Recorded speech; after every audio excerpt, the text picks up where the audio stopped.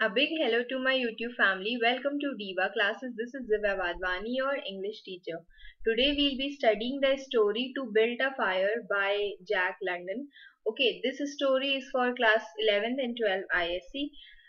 बहुत बार हमने इंट्रोडक्शन दिया है स्टोरी का कि स्टोरी कैसी है उसके बारे में, बट दिस स्टोरी के बारे में हम सिर्फ यही बोलेंगे that it is a long long story, इसीलिए मुझे इतना टाइम लग गया इसको यहाँ पर लाने के लिए. ओके, तो the story to build a fire. But एक चीज अच्छी होती है लॉन्ग स्टोरीज के लिए कि आपसे एनालिटिकल कम पूछा जाता है इसमें, और आपसे जो क्वेश्चंस होते हैं वो डायरेक्ट ज्यादा बनकर आते हैं. जैसे द साउंड मशीन भी बहुत ज्यादा लेंदी स्टोरी है, तो उससे भी बहुत ज्यादा डायरेक्ट क्वेश्चंस पूछे जाते हैं. एनालिटिकल बहुत कम पूछा जाता है, ऐसा नहीं कि बनते नहीं है. Okay, same is with this story also कि इसमें आपको जो पूरा प्रोसेस है कि वो वहां से वहां तक कैसे पहुंचा, जो पर्सन था, जो मैन था, उसके बारे में यहाँ पर वो ज्यादा आपको प्रिपेयर करना होगा. That will be rather important. फिर the story to build a fire by Jack London. Okay, this story is a 1908 story जब ये लिखी गई थी.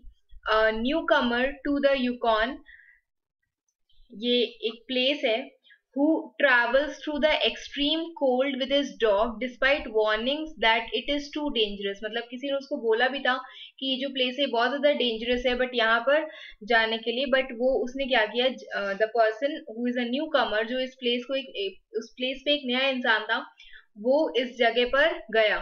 Okay, the man falls through a thin patch of ice. मतलब कि वो उसको क्या होता है कि वहां पर उसको बहुत ज्यादा स्नो मिलती है और उससे वो एक थोड़ा सा पानी में भी चला जाता है. Knowing that he will freeze to death if he doesn't dry his feet, he tries to build a fire. और उसके बाद यही उस स्टोरी की जो मेन सेंट्रल आइडिया है कि जस्ट बिकॉज कि उसको लगता है कि ही विल डाई, तो what he does, he tries to build a fire.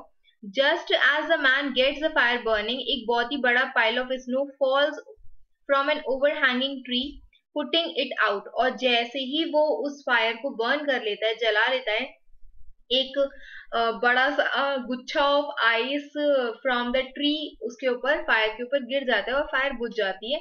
The man's fingers have become frostbitten, वो बिल्कुल ज्यादा नम हो चुके होते हैं. He can not build another fire. The dog watches as he dies, और उसके बाद डॉग देखता है कि he is dying. Okay, now this place, the Yukon trail, officially known as the Chilkoot Trail, is a 33-mile long passage through the coast mountains. Now ये उसकी location दी है. It's not important, but this is just the thing that you should know. ठीक, Yukon Trail from Bennett, British Columbia in the North Dia, Alaska to the south. मतलब ये उसका पूरी location दी है कि यहाँ पर क्या है. ट्रेल क्या होता है?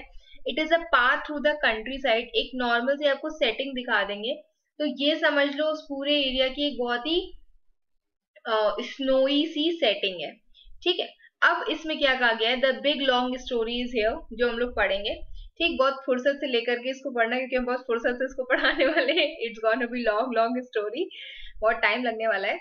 Okay, the story, the day had broken cold and grey, exceedingly cold and grey. अब यहाँ पर आप इस फोटो में भी ये चीज देख सकते हो कि जो प्लेस है वो बहुत ज्यादा सनी एरिया नहीं है, बहुत ज्यादा कोल्ड और बहुत ज्यादा ग्रे एरिया हो गया है. Okay, when the man turned aside from the Yukon Trail. Now ये एक नॉर्मल सा एरिया था, एक मेन एरिया था, जहां से वो टर्न कर गया और he climbed the high earth bank where a dim little traveled train less led eastward through the fat spruce timberland. मतलब उसने क्या किया कि वो एक दूसरे एरिया में चला गया, जो मेन एरिया था द यूकॉन ट्रेल, उससे हट करके he went to a different area. And where he went to the high earth bank where, मतलब एक एरिया जो एक दूसरी तरफ जा रहा है, वहां पर ही went where a dim and little traveled trail, जहां पर एक बहुत ही धुंधला सा, dim in the sense कि बहुत ज्यादा जगमग या बहुत ज्यादा ओपन ऐसा एरिया नहीं था जहां पर लोग बहुत ज्यादा जाते हो. ओके, बहुत ही सन्नाटे वाला area. And less travelled trail, और एक ऐसा जगह जहां पर बहुत लोग कम जाते हैं, दैट वाज ईस्टवर्ड, जहां पर वो था वहां से ईस्टवर्ड की तरफ था, through the fat spruce timberland. Timberland is a forest covers. Okay, now this is the spruce trees जिनकी यहाँ पर बात की गई है. ठीक। And this is the earthed bank area जो होता है जहां पे वो चला गया, उसकी बात की गई है यहाँ पर। तो it was a steep bank and he paused for a breath at the top. और वो क्या था, जहां पर वो जा रहा था, it was not as flat, it was a steep kind of area जहां पर वो जा रहा था। Excusing the act to himself by looking at his watch. वो समय देख रहा था उस टाइम पर कि कितना बज रहा है और कितने बजे तक वो फाइनली जहां पर उसको जाना है वहां वो पहुंच जाएगा। ठीक। इट वॉज 9 o'clock, मॉर्निंग का 9 बज रहा था। There was no sun not the hint of sun, सूरज नहीं था, कोई हिंट भी नहीं थी। Though there was not a cloud in the sky, cloudy भी नहीं था area, but still there was no sun. It was a clear day, yet there seemed an intangible pall over the face of things. मतलब sunny area नहीं था, clouds भी नहीं थे, but फिर भी क्लियर डे होने के बाद भी वहां पर ऐसे लग रहा था कि बहुत ही कोई intangible something that you can not see, something that you can not touch. ठीक। तो वो एरिया था वहां पर। And it there was intangible, pale means होता है कि सम सॉर्ट ऑफ कवरिंग थी वहां पर हर चीज के ऊपर, over the face of things a subtle gloom. ऐसे लग रहा था कि बहुत ज्यादा प्रिसाइज फाइन सी ग्लूमी चीजें होती हैं जो बहुत ज्यादा सैड होती हैं। तो ऐसा लगा था कि हर जगह बहुत ज्यादा मायूसियत फैली हुई है। That made the day dark, और जिसके कारण जो दिन था वो बहुत ज्यादा डार्क लग रहा था। जैसे ये सब ज्यादातर होता है विंटर्स में। ओके, विंटर्स में जब बहुत ज्यादा डेज जो होते हैं जल्दी अंधेरा हो जाता है एंड डेज बहुत ज्यादा ग्लूमी लगते हैं। That was due to the absence of sun, and this was due to the absence of sun. Sun is a symbol of life and light. This fact did not worry the man. अब इस चीज से उसको बिल्कुल भी bother नहीं होता. He was not concerned. He was used to the lack of sun. उसको आदत थी कि चलो ठीक है सूरज नहीं है, कोई बात नहीं. It had been days since he had seen the sun. बहुत समय हो गया था जब उसने सूरज को देखा था. He knew that a few more days must pass before the cheerful orb due south would just peep above the skyline and dip immediately from view. orb यहाँ पर इसको बोला गया है, ये ठीक है, मतलब इन द सेंस कि एक नॉर्मल से जो सूरज के लिए बोला गया चीयरफुल ऑर्ब, और यही वाली लाइट्स होती हैं जो लोग पकड़े रहते, किल्विश वाली लाइट्स जो होती हैं। ओके, इन्हीं को ही यहाँ पर बोला गया है। तो कहा यहाँ पर इन जनरल सन के लिए बोला गया, बट एक सिंबोलिज्म लिया गया उसका जिसमें इनका कंपैरिजन दिया गया। तो क्या कहा गया, ही न्यू कि few more days must pass, और उसको पता था कि अभी कुछ समय से सन नहीं आया है, कुछ दिनों से, और अभी और कुछ दिन होंगे जिससे पहले की जो चीयरफुल ऑर्ब मीन्स जो सन है वो साउथ की तरफ जो चला गया है। इट वुड पीप आउट, वो पीप करेगा, झांकेगा बाहर सूरज थ्रू द स्काई लाइन, और फिर इमीडिएटली व्यू से चला जाएगा, इमीडिएटली वो नजर से चला जाएगा। Okay, the man flung a look back along the way he had come. अब क्या हुआ, जस्ट बिकॉज कि वो बहुत दूर आ गया था, ठीक, तो उसने जहां से, अगर वो बहुत नीचे एरिया था क्योंकि ऑब्वियसली वो ईस्टवर्ड चला गया था, वो अलग एरिया में चला गया था, तो ही थ्रू अ लुक की जहां पे वो पहुंच गया था और जहां से वो आया था उस जगह को वो देख रहा था। द यूकॉन ले अ माइल वाइड, बहुत ज्यादा थोड़ा सा दूर दिख रहा था उसको, hidden under 3 feet of ice. और वो कहाँ छुपा हुआ था, यूकॉन जो मेन ट्रेल था, वो जगह थी, वो कहाँ छुपी हुई थी, वो कम से कम 3 feet आइस के अंदर छुपी हुई थी। On the top of the ice were many feet of snow, बहुत ज्यादा फीट्स ऑफ स्नो वहां पर दिख रहे थे। And it was all pure white, rolling in gentle undulations, small rise and fall. वहां पर क्या था कि वो जो एरिया था बहुत ज्यादा अंड्यूलेटेड लग रहा था, ऐसा लग रहा था ये, ठीक है। तो उसको लगा, उसको वहां पर क्या दिख रहा था, उसको वहां पर इन्हीं सब जगहों पर फुटप्रिंट्स भी दिख रहे थे लोगों के। And the area was also undulated, बहुत ज्यादा ऊपर नीचे था, smoothly rise and fall, where the ice jams of the freeze up has formed, जहां पर फ्रोजन एरिया हो गया था और वहां पर आइस जैम हो गई थी, मतलब इन द सेंस कि बहुत ज्यादा फ्रॉस्टी और जमा हुआ एरिया था। North and south as far as his eyes could see it was a unbroken white except for the dark line. Save लिखा है, सेव यहाँ पर मतलब क्या होता है इसका, एक्सेप्ट, क्या लिखा है? एज फार एज इस आई कुड सी, जहां नॉर्थ और साउथ जहां जहां उसकी आईज देख सकती थी, बहुत ज्यादा बड़ी एक लंबी सी अनब्रोकन वाइड सी लैंड थी.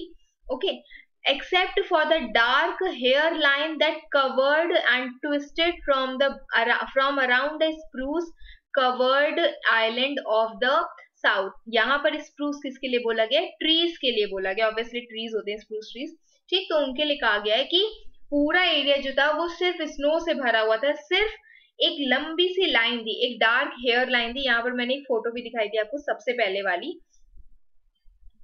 ओके, ये तो यहाँ पर तो ये लोगों की बात की जा रही है, बट यहाँ पर उसने कहा कि पूरा जो एरिया था दैट वाज वाइट. सिर्फ कुछ एरिया था जो एक डार्क हेयर लाइन के जैसे लग रहा था कि बिल्कुल चिकना सा स्नोई सा एरिया, और सिर्फ एक पतली सी लाइन गई है बालों की, हेयर की. और वो क्या था? That were actually spruce trees से. वो spruce trees again I will show you, ये वाले जो ट्रीज होते हैं इनकी बात की गई थी. ओके, तो क्या कहा गया है कि कुछ एक डार्क हेयर लाइन थी that curved and twisted from around the spruce covered island to the south. मतलब इस एरिया में वो दिख रहे थे वो सारे trees, and that curved and twisted away to the north. South से लेकर नॉर्थ तक ये पूरी लाइन गई थी. Where it disappeared behind another spruce covered island. और ये जो लंबी सी लाइन थी वो दूसरे स्प्रूस ट्रीज कवर्ड आइलैंड के अंदर छुप गई थी. This dark hairline was the trail, the main trail that led to the south 500 miles to Chilkoot Pass. और ये जो थी, ये जो एरिया था जहां पर हमने दूसरा स्प्रूस ट्रीज का आइलैंड देखा था, वो 500 माइल्स दूर था किससे? चिलकूट पास से, जहां को वो जा रहा था. दैट इज डेया, या जो भी इसका नेम होता है. And salt water that led north 70 miles to Dawson. कोई काम करनी है यहाँ पर, बस ये है कि आपको इसको रीड कर लेना है कि ये चीजें यहाँ पर थी. मतलब these areas were there. Okay, still on to the north 1,000 miles to Nulato, finally to St. Michael on Bering Sea, and 1,000 miles and half 1,000 more. तो ये सारे एरियाज थे जो यहाँ से घूम के यहाँ पहुंचेंगे, यहाँ से घूम के यहाँ पहुंचेंगे, बस वही दिया. अब इसके मतलब दिस वाज अ मेजर थोड़ा सा इंट्रोडक्शन. इसके बाद हम लोग इसका मेन पार्ट पढ़ेंगे. लिखा हुआ है, but all this, the mysterious far-reaching hairline trail, hairline in the sense वही जो spruce trees की जो पूरी लंबी सी लाइन गई हुई थी, कगार गई हुई थी, the absence of sun from the sky, the tremendous cold, the strangeness and weirdness of it all made no impression on the man. वो कह रहे हैं, जो ऑथर है वो क्या कह रहा है कि इसके बाद भी ये जो मिस्टीरियस फार रीचिंग बहुत लंबी सी हेयर लाइन की ट्रेल गई हुई थी, पेड़ों की ट्रेल गई हुई थी, लाइन गई थी. सन गायब था, बेहद सर्दी थी, स्ट्रेंजनेस थी, अजीब सा मौसम था, वियर्डनेस थी, मतलब बहुत अजीब सा था. ओके, ये सारी चीजों से उस मैन को कोई भी असर नहीं पड़ा था. It was not because he was long use to it. ऐसा नहीं था कि उसको बहुत आदत थी. He was a newcomer in the land. उसको even वो newcomer था at Chicago. And this was Chicago क्या होता है? एक tenderfoot या फिर एक newcomer, कोई ऐसा इंसान जो पहली बार कहीं पर आया है, वो एक ऐसा इंसान था. ओके, इस वर्ड को याद कर लेना, हो सकता है MCQs में पूछ लिया जाए. Specimen will be posted soon. बहुत बड़ा है वो भी. This was his first winter. क्या कहा गया है कि ये यहाँ पर उसकी first winter थी. The trouble with him was that he was without imagination. उसको लगा जैसे whenever you go to a place, आपको ये तो पता है कि सर्दी पड़ेगी वहां पर, आप थोड़े बहुत कपड़े लेते हो. किस हद तक सर्दी पड़ेगी, किस हद तक गर्मी पड़ेगी, ये आपको नहीं पता होता. Similarly, this man was also without imagination. उसको नहीं पता था कि कितनी ज्यादा चीजों में, मतलब क्या क्या चीजें एक्चुअली उसको ले लेनी चाहिए. He was quick and alert in the things of life, but only in the things, not in the significances. वो सिर्फ उसको पता था कि कितनी सर्दी पड़ेगी, चीजों में तो वो बहुत ज्यादा अलर्ट था, बट उसकी इंपॉर्टेंस उसको नहीं पता थी. 50 degree below zero meant 80 odd degrees of frost. उसमें लिखा है कि अगर यहाँ पे लिखा है 50 degrees below zero, तो obviously it meant 80 odd degrees of frost in the sense कि 0 डिग्री से पहले ही एरियाज में बर्फ जमने लगती है.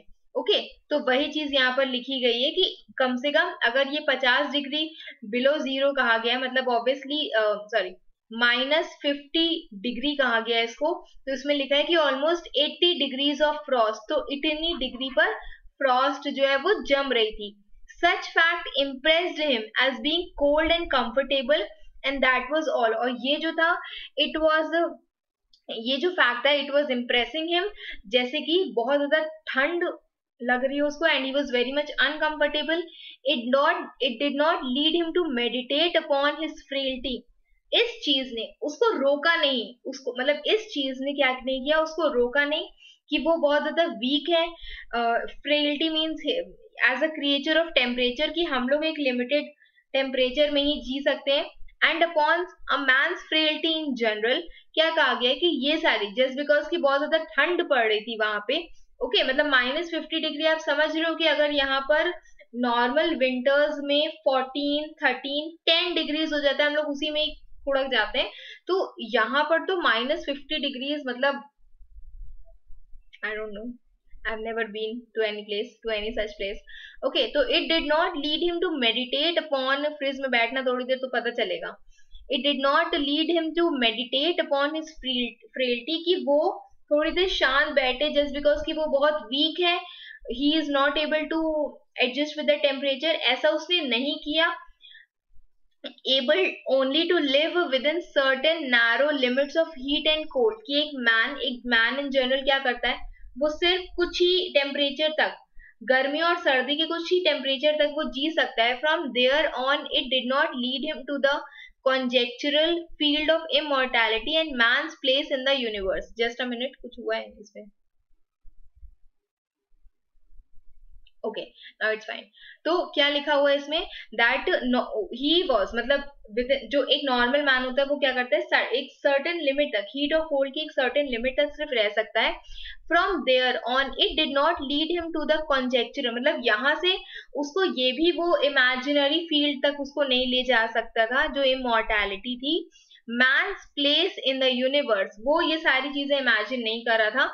उसको क्या लगा, उसको लगा that 50 degrees below zero stood for a bite of frost that hurt and must be guarded by the use of mittens, ear flaps, warm moccasins and thick socks. उसको क्या लगा कि 50 डिग्री बिलो जीरो, सिर्फ 85 degree तो होती है, उसपे वो बहुत ज्यादा क्या कर लेगा, वो ग्लव्स पहन लेगा. वो ईयर फ्लैप्स क्या होते हैं, कैप्स होते हैं, अभी हम फोटो दिखाएंगे. वार्म मोकैसिन्स क्या होते हैं, शूज होते हैं.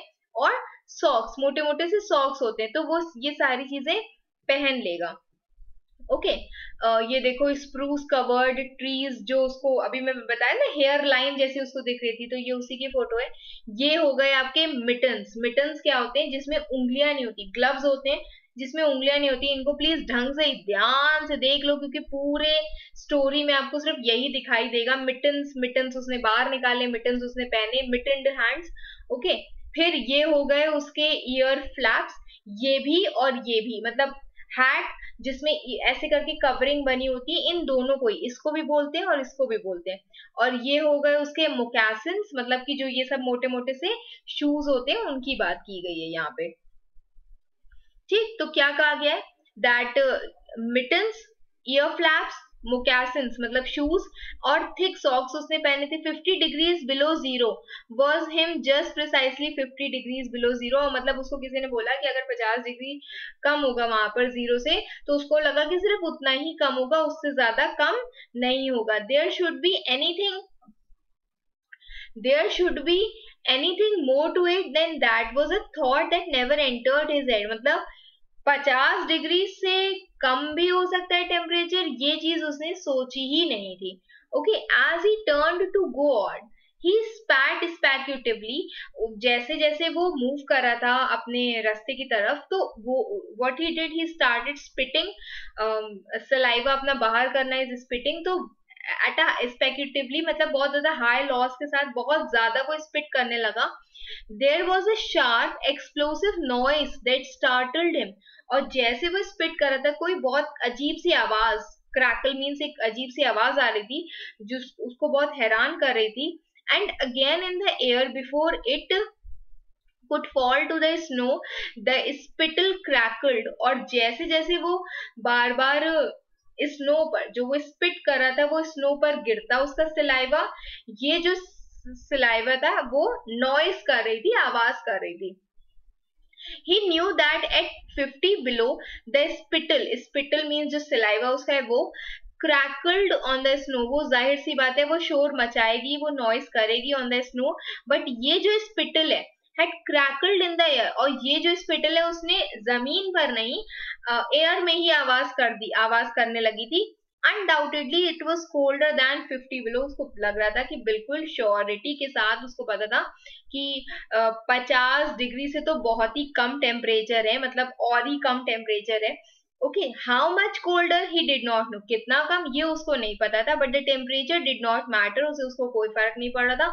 ही was bound for the old claim on the left fork of Henderson creek where the boys were already, मतलब he was bound for the old claim. देखो old claim क्या था कि जैक लंडन जो इनके ऑथर हैं उन्होंने बोला था कि जहां पर ये हेंडरसन क्रीक है वहां पर कोई गोल्ड का प्लेस है जहां पर गोल्ड फाइंड किया जा सकता है. तो ये बहुत पुरानी क्लेम थी कि वहां पर मिलेगा, और ही वॉज बाउंड फॉर इट कि उसको भी वो चीज ढूंढनी थी. मतलब इन द सेंस ये पूरी स्टोरी में कहीं नहीं लिखा हुआ है, लेकिन ये उसका एक, जब हमने सर्च किया था तो ये चीज दिखाई गई थी. हो सकता है कि उससे इसका कोई लेना देना ना हो. यहाँ पर इसका सेंस ये भी हो सकता है कि उसको अपने फ्रेंड से मिलना था. Henderson creek on the left fork of Henderson creek, मतलब फॉर्क क्या होता है, जो एक साइड का मोड़ होता है, ठीक. It is a tributary in US that is a tributary of Mississippi river, जहां पर उसके फ्रेंड्स ऑलरेडी थे. And they had come across the divide from the Indian Creek. और वो कहाँ से आए थे, वो इंडियन क्रीक एक विलेज है फ्लोरिडा यूएस में, वहां से आए थे. While he had come the roundabout way to look at the possibilities of getting our logs in the spring from the island in the Yukon. और वो इतना घूम करके क्यों आ रहा था, ये जो मैन था जिसका नाम पूरी स्टोरी में कहीं नहीं दिया गया है, वो इसलिए आ रहा था so that he can take a look at the possibilities, जहां जहां से उसको क्या मिल सके, लॉग्स इन द सेंस उसको क्या मिल सके, वुड्स मिल सके, ठीक है, लकड़ी उसको मिल सके. In the spring from the spring, obviously जो छोटी सी नदी होती है उसको बोलते हैं, जहां जो आइलैंड था यूकॉन का उसी के आसपास. He would be in to the camp by 6 o'clock, सुबह का 9 बजे था, उसको पता था कि मैं 6 बजे तक पहुंच जाऊंगा, थोड़ा सा डार्क हो जाएगा. It was true, but the boys would be there, और वहां पर बॉयज होंगे, उसके फ्रेंड्स होंगे, एक फायर होगी, एक आग होगी जो जल रही होगी, एक हॉट सपर, एक इवनिंग मील होगा जो कि रेडी होगा.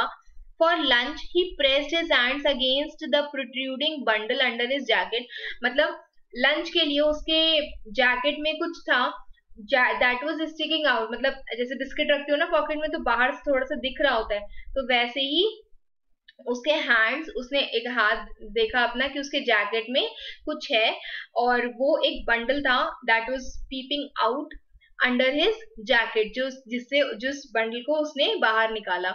It was also under his shirt, और ये जो था उसकी शर्ट के अंदर भी था. It was also under his shirt, wrapped up in a handkerchief and lying against the naked skin. और ये मतलब ये जो था, जो लंच पैकेट था वो एक हैंकरचीफ में था अपनी शर्ट के अंदर, and it was lying against the naked skin, जो उसकी स्किन थे उसी से ही अटैच था, जुड़ा हुआ था. मतलब उसने लंच का जो था, वो लंच जो खाने आने वाला सामान था वो सब यहाँ पर लगा करके रखा हुआ था. It was the only way to keep the biscuits from freezing. उसको पता था कि वो अगर उसको इतना अंदर लगा करके कपड़ों के अंदर ही छुपा करके रखेगा तो उसके जो बिस्किट्स हैं वो सील नहीं जाएंगे, वो फ्रीज नहीं हो जाएंगे.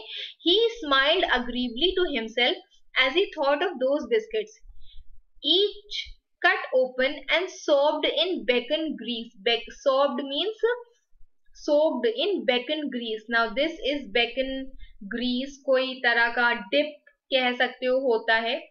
Okay, तो bacon grease, each enclosing a generous slice of fried bacon, और हर बिस्किट के अंदर जो भी खा रहा था उसके अंदर ये फ्राइड बेकन थे. ये सब शायद चिकन या कुछ होते हैं जो मुझे नहीं समझ में आया था, तुम लोग को समझ में आया तो देख लेना. फिर he jumped in the big spruce tree, plunge, इसको जम्प्ड को कहते हैं, ऐसे करके जैसे वो जा रहा है, मतलब यहाँ पर इन द सेंस था कि वो जो ट्रीज थे उसी के नीचे वो कहीं जाकर बैठा था. द ट्रेल वॉज फेंट, जो ट्रेल थी वो अब वहां पे कोई दिख नहीं रहा था. अब foot of snow had fallen since the last sled has passed over, और अब बहुत सारी स्नो वहां पर गिर चुकी थी इससे पहले कि कोई लास्ट स्लेड, स्लेड मीन्स ये जो स्लेज होता है वो सेंटा क्लॉज की जो गाड़ी होती है, ओके, जब तक ये पास हुआ था तब तक अब बहुत सारी स्नो उसके ऊपर गिर चुकी थी. He was glad he was without a sled travelling light, उसको खुश था कि वो बिना किसी स्लेड के वहां पर he is travelling light here and there, he can move anywhere, उसको स्लेड की जरूरत नहीं है, इस गाड़ी की जरूरत नहीं है सेंटा क्लॉज वाली गाड़ी की. Okay, in fact he carried nothing but the lunch wrapped in the handkerchief, उसके अलावा उसके पास कुछ भी नहीं था, सिर्फ हैंकरचीफ और उसमें उसका खाना था. In fact he carried, he was surprised however at the cold, but उसको बहुत ज्यादा सर्दी लग रही थी, he was very much surprised कि कितनी सर्दी है यहाँ पर. It was certainly cold, he concluded as he rubbed his numbed nose, वो अपने nose को, अपने cheek bones को, अपने mittened hands, जो उसने gloves पहने थे उन्हीं gloved hands से ऐसे ऐसे करके वो उसको रब कर रहा था, ऐसे ऐसे करके. Okay, he was warm whiskered man, warm whiskered means उसके जो हेयर और उसकी आईज, सॉरी, उसके चीक्स और चिन पर हेयर थे, विस्कर्स थे, but the hair on his face did not protect the high cheekbones and the eager nose that thrust itself aggressively into the frosty air.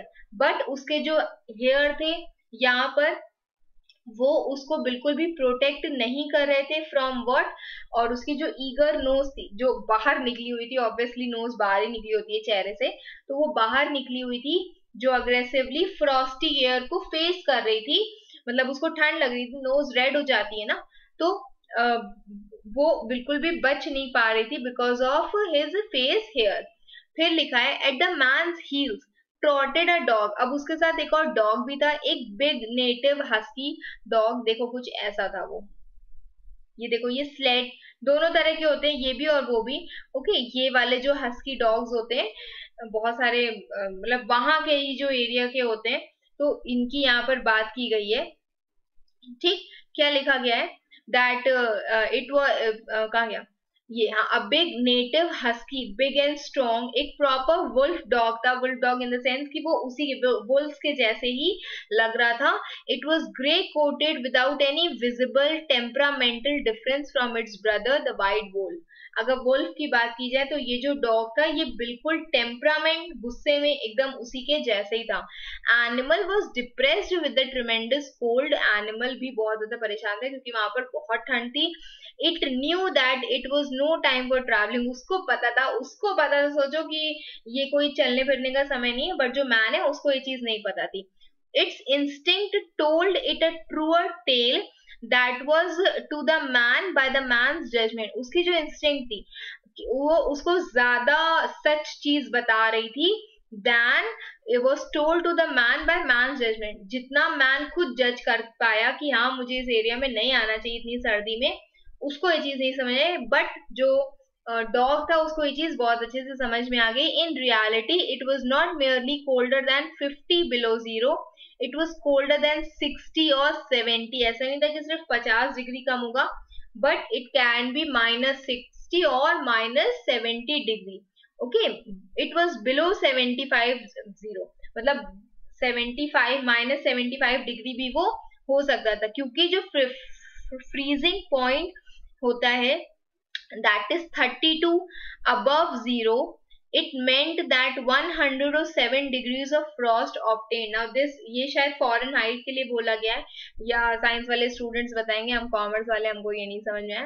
Okay, तो this was some sort of degree जो यहाँ पर बताई गई है, इसको अपने आप समझ लेना, समझ में आए तो मुझे भी समझा देना कि यहाँ पर ये किस चीज के लिए बोला गया है, कितने फ्रीजिंग पॉइंट कितना होता है और कितनी एक्चुअल वहां का टेम्परेचर था. The dog did not know anything about the thermometers. उसको नहीं पता था, obviously dog है वो. Possibly in its brain there was no sharp consciousness of the condition of very such very cold such as was in the man's brain. उसको ये नहीं पता था कि इतना डिग्री या उतना डिग्री, बट हाँ, बट द ब्रूट, बट ये जो वायलेंट एनिमल था, जो वोल्फ लाइक डॉग था, उसको उसकी इंस्टिंक्ट बहुत स्ट्रांग थी. It experienced a vague and but menacing apprehension. Vague, menacing in the sense कि जहाँ पर बहुत ज्यादा कुछ खतरा हो, that some sort of apprehension, some sort of anxiety, worry, चिंता उसको हो रही थी, that subdued it and made it slink along at the man's heels. और उसी चीज ने ही उस डॉग को, उस टेम्परेचर के कारण उसको लगा था कि ये कोई जगह नहीं है अभी यहाँ पर आने की. उसने उस टेम्परेचर ने उस डॉग को बहुत सबड्यू कर दिया. ही वॉज वेरी हम्बल, बहुत ज्यादा शेर के जैसे नहीं भौंक रहा था वो, या he was not behaving like a मतलब violent animal. Okay, and made it slink. The dog was smooth, quietly slinking, मतलब कि वो चिपका हुआ था किसके साथ, मैन की हील्स के साथ, साथ साथ में वो उसके चल रहा था. That made it question eagerly every unwanted, unusual movement of the man, as if expecting him to go into the camp or seek shelter somewhere and built a fire. और जो डॉग था वो सिर्फ इतना एक्सपेक्ट कर रहा था man से, क्योंकि मैन बहुत ज्यादा अनयूजुअली बिहेव कर रहा था, just because it was too cold. तो he was just wanting the man कि वो कहीं कैंप में जाए, कहीं पर ही उसको शेड या शेल्टर मिल जाए और वहां पर वो एक फायर जला ले, बस इतना ही वो चाहता था. The dog had learned fire, it wanted fire. Dog को पता था कि कोई फायर जैसी भी कोई चीज होती है और उसको फायर चाहिए था, नहीं तो वो खुद को बरो कर लेगा अंदर द स्नो, कडल कर लेगा it's warmth away from the air, क्योंकि वहां पर विंड भी बहुत तेज थी. ओके, तो उसको लगा था कि बस या तो जो डॉग था, बस मुझे या तो फायर दे दो या तो मैं कहीं स्नो के अंदर एक गड्ढा खोद लूंगा, ऐसे करके गड्ढा खोद लूंगा और उसी में ही जाकर के खुद को बरो कर लूंगा और अपनी बॉडी हीट से खुद को गर्म कर लूंगा. The frozen moisture of its breathing had settled on its fur in a fine powder of frost. वो कह रहा है क्या कहा गया कि जो frozen moisture था of its breathing, its किसकी, डॉग की breathing, dog's breathing had settled on its fur in a fine powder of frost. उसके ऊपर ऐसा लगा था कि किसी ने बहुत ज्यादा पाउडर लगा दिया और ऐसी फ्रॉस्ट उसके ऊपर जम गई थी.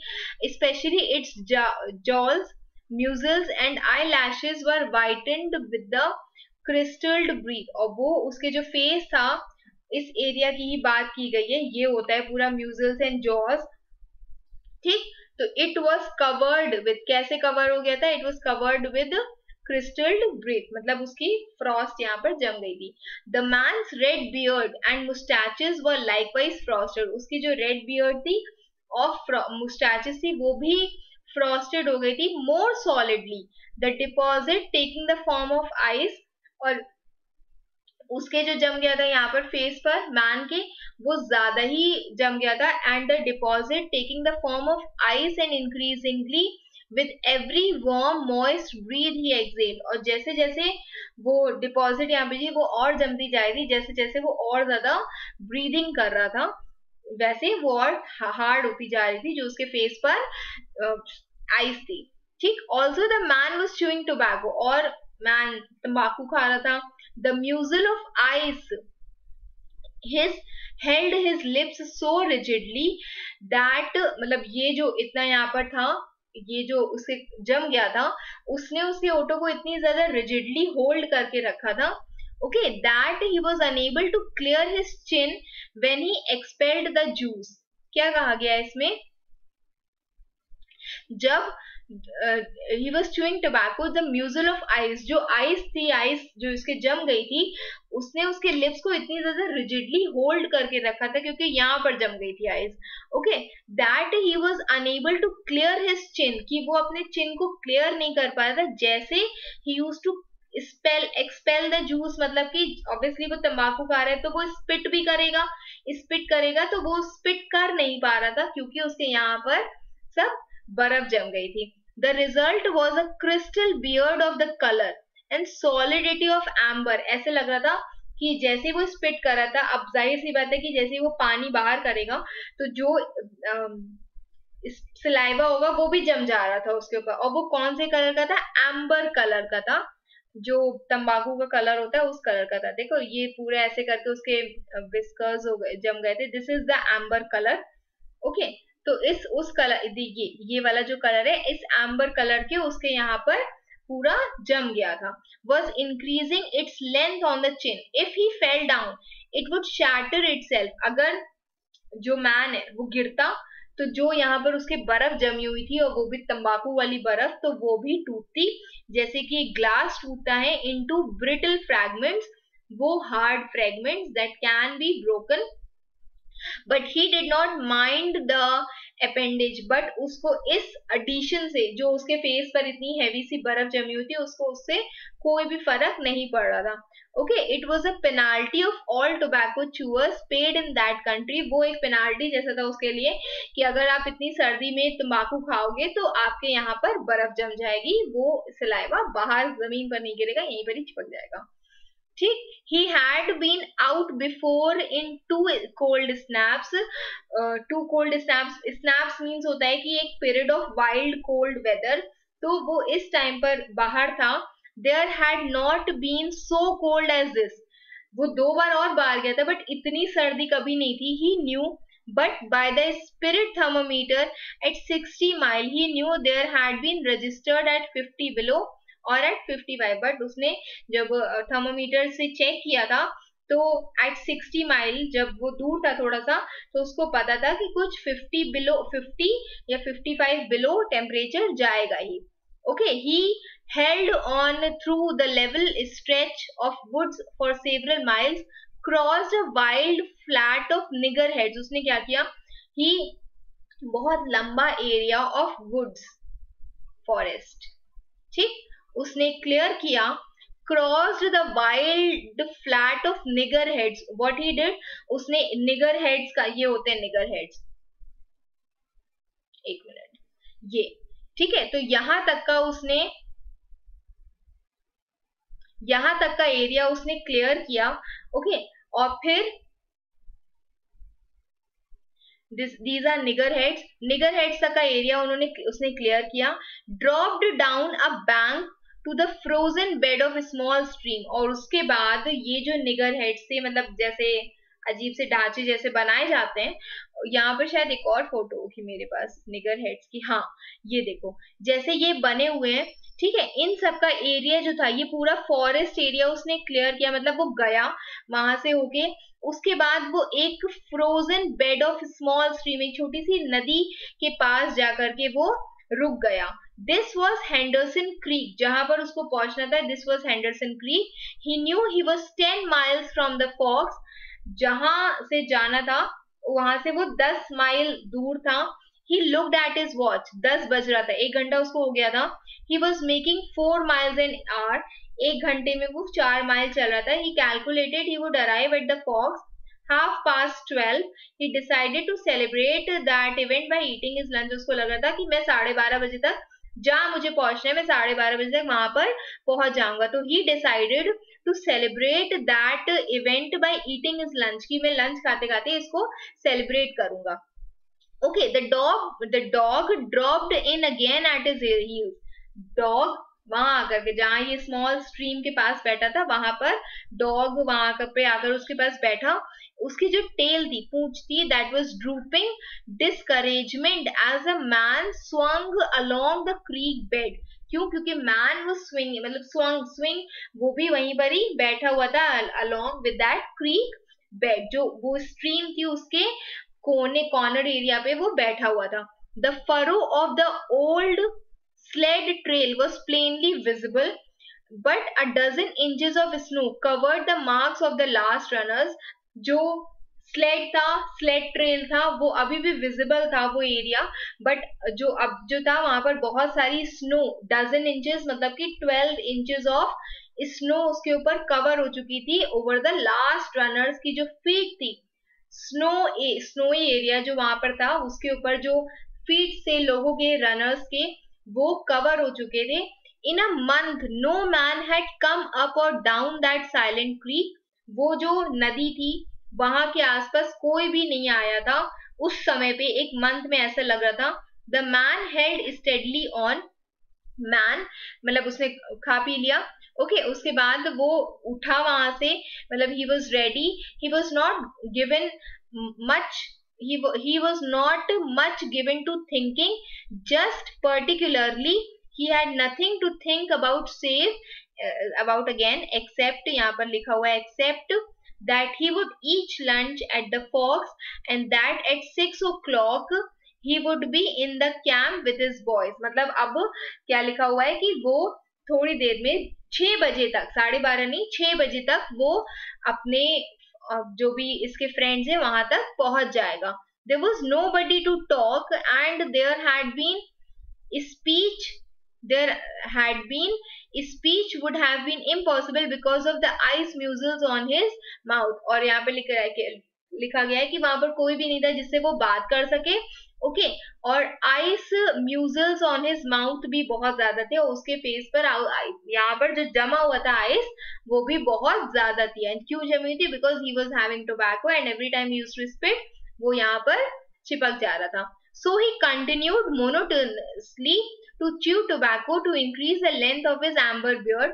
और वो उसने फिर इतना सोचा नहीं, वो टोबैको खाने लगा और जितनी बार वो स्पिट कर रहा था उसकी एम्बर बियर्ड, जो कलरफुल बियर्ड थी, उसकी लेंथ बढ़ती जा रही थी। Once in a while he thought reiterated or repeated itself that it was very cold and he had never experienced such cold। बार बार ये चीज उसके दिमाग में आ रही थी, क्योंकि यहाँ पर उसका मतलब रिपीट ही है। यू टर्न होता है कि जब आप कहीं से वापस जा रहे हो, तो उसको ऐसा लग रहा था दैट उसने कभी भी इतनी ठंडक कभी भी नहीं एक्सपीरियंस की है। बार बार उसके दिमाग में चीज आ रही थी।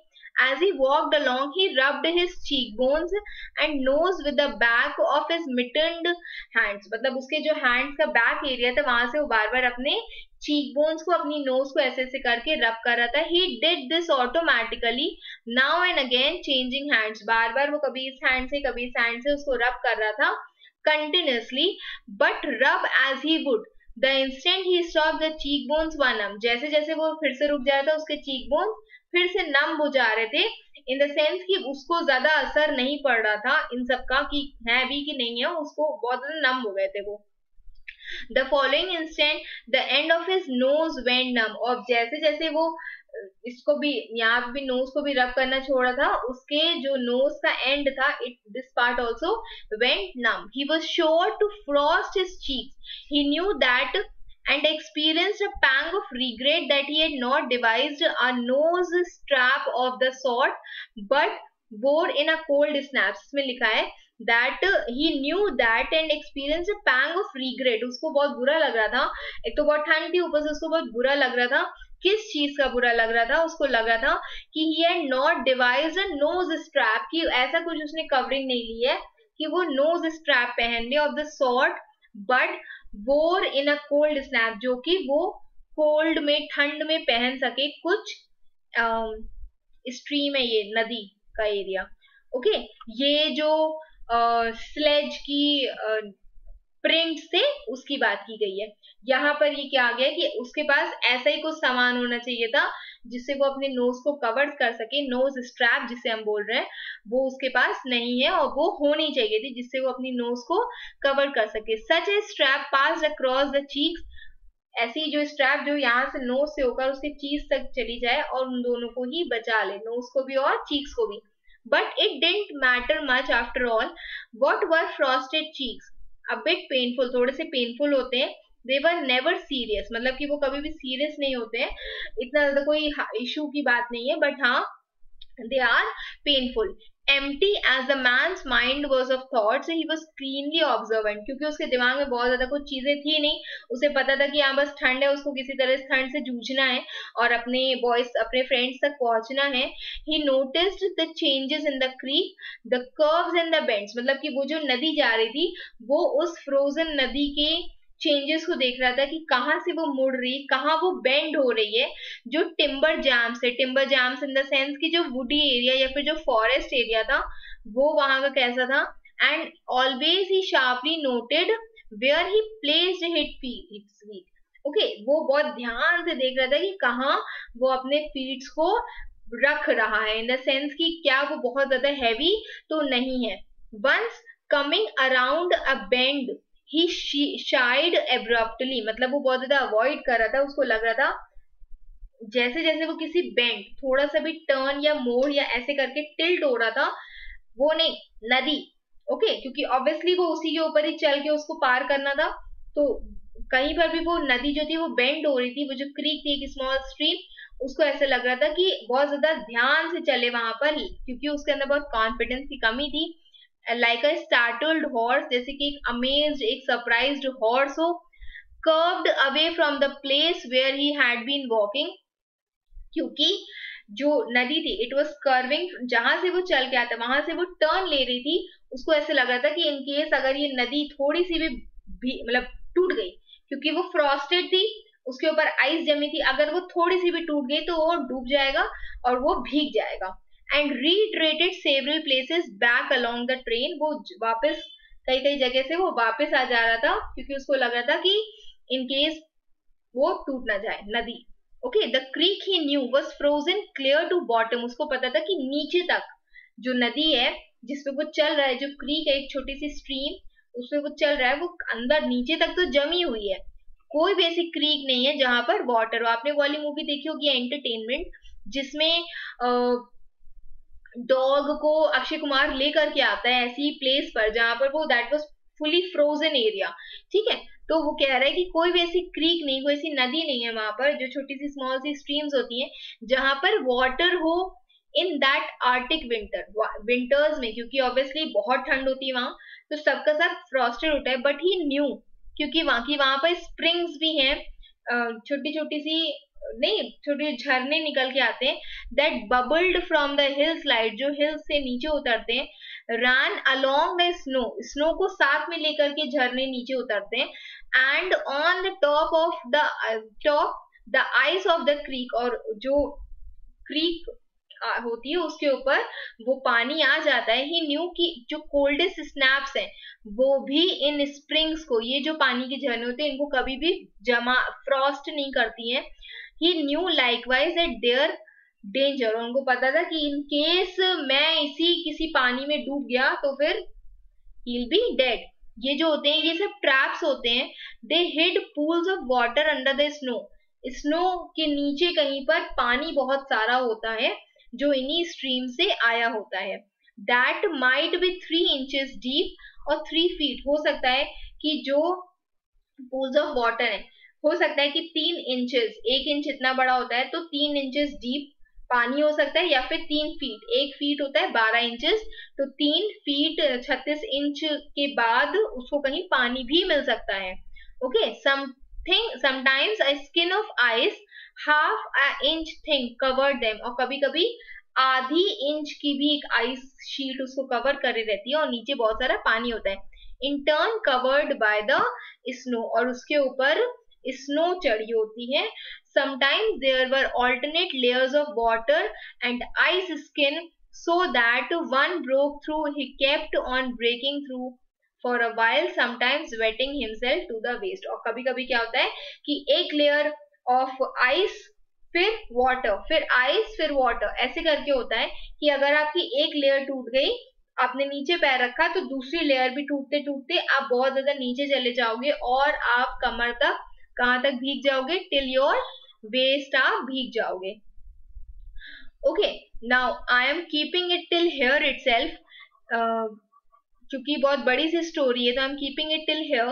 Okay, and the second part will also be posted soon. पहले आप इसको देखो, उसके बाद ये जो नेक्स्ट वाला पार्ट है it will also be posted. ठीक, ये बहुत बड़ी सी स्टोरी है तो I can not make it of 3-4 hours, so आप इसको 2 parts में देखो, it's rather better. I will send you this PDF on Telegram. The link of this is in the description box and rest will be done in the part 2. I hope you have understood this much. कुछ नहीं समझ में आया तो please mention it in the comment box. Thank you and keep studying.